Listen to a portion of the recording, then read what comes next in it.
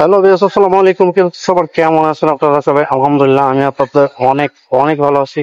So গতকালকে আমি একটা ভিডিও ছাড়ছিলাম। সো ভিডিওতে আমাকে কমেন্ট সেকশন বলতে, ভাই আমি বুঝতে পারিনি আপনার টপিকটা।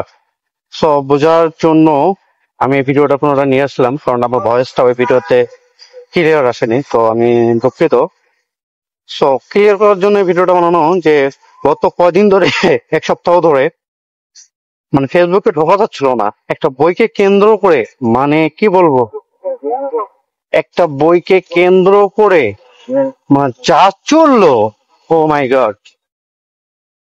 মানে আমার কাছে কেমন জানি মনে হয়েছে থটস অফ বিল্লাল ভাই এবং জুয়েল ভাই দুইজনে এটা পরিকল্পিত ভাবে, সাজানো গোছানো ভাবে বাংলাদেশে মানুষদেরকে উপস্থাপন করলো।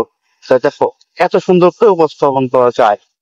আমি বলতে পারেন যে ভাই, তাদের কথাবার্তার মাঝে মনে হয় তো সাজানো গোছানো। ভাই, সাজানো গোছানো হয় হয় হয় না মানে?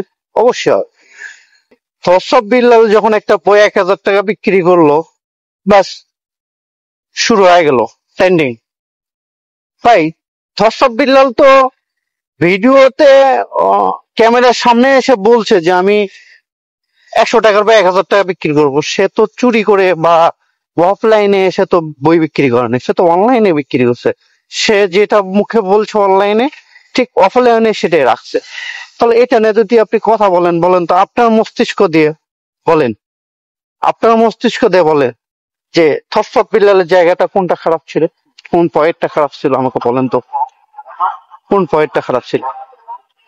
থরচব বিল্লাল মানছি 100 টাকা বইয়ের দাম না, বাট আমি যদি 1,000 টাকা বিক্রি করি, আমার ফ্যান ফলোয়ারের কাছে যদি আমি 1,000 টাকা বিক্রি করি, আপনার সমস্যা আছে? আমি মনে করবো যে আমার কোনো সমস্যা নেই, আমিও তার একটা ফ্যান। বাট আমি ওই বই 1,000 টাকা দামে কিনবো না। বাট আমার থেকে ভালো ভালো লোক আছে, তারা কেনার জন্য ইচ্ছুক বা কিনছে। তো এটাকে কেন্দ্র করে জুয়েল ভাই যা করলো, মানে কি বলবো, মাথা নষ্ট করা। তো অবশেষে জুয়েল ভাই তিনি বলছে যে তিনি আর থরসব বিল্লালকে নিয়ে আর কোনো কথা বলবে না, বা তিনি আর কোনো ভিডিও বানাবে না। তো আমি বলবো এটা সুন্দর একটা ডিসিশন।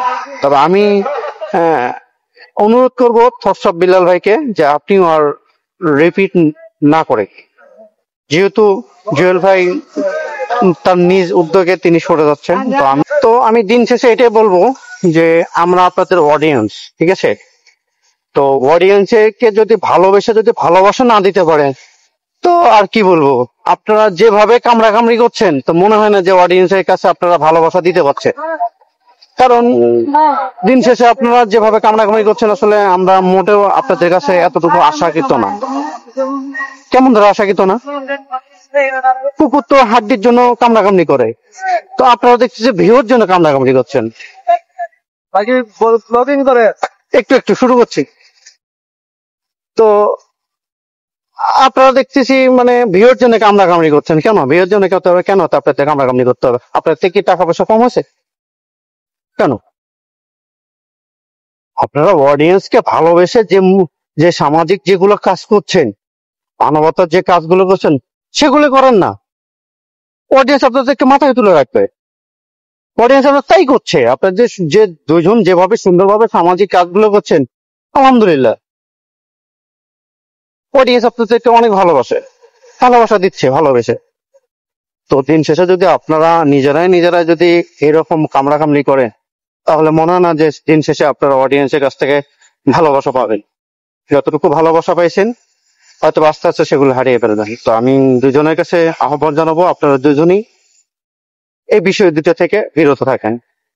অলরেডি জুয়েল ভাই বলে দিছে যে তিনি আর এই বিষয়টা নিয়ে আর কোনো কথা বলবে না এবং কোনো ভিডিও করবে না। তবে আমি ফসব বিল্লাল ভাইয়ের কাছে আশাকৃত রাখছি যে উনি হয়তো বা আর এই বিষয়গুলো নিয়ে আর কোনো কথা বলবে না, এবং তিনিও আর কিছু মন্তব্য করবে না, আমি আশা রাখছি। তো সবাই ভালো থাকবেন, সুস্থ থাকবেন। আজকে এই পর্যন্ত, আল্লাহ হাফেজ।